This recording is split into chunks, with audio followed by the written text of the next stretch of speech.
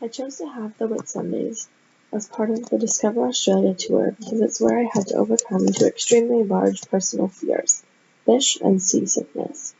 Fears are often developed because the individual tends to overestimate the level of risk involved with the activity. Fish terrify me, and the thought of getting in the ocean to go swimming with them seemed absolutely obscene to me, yet part of me still felt the need to do it. Getting on the sailboat to get to the snorkeling and scuba diving spots was another struggle all in itself. Previously I had gotten rather seasick when going on boats, let alone on a boat for 3 days straight. I had to face the challenge of overcoming what for most people are just simple tasks, but for me were going to be petrifying experiences. I promised myself when I left for Australia that I wouldn't let my fears get in the way of my experiencing one of the most iconic destinations in the world, but it was definitely a struggle.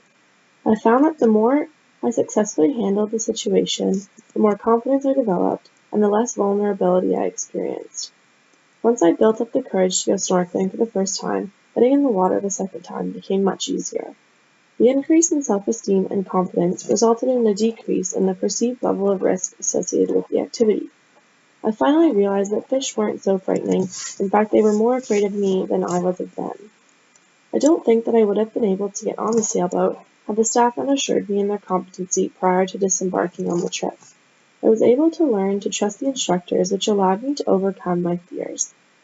The Castro and Velasco Wetzel found that support and encouragement are helpful in assisting individuals to get over their fears.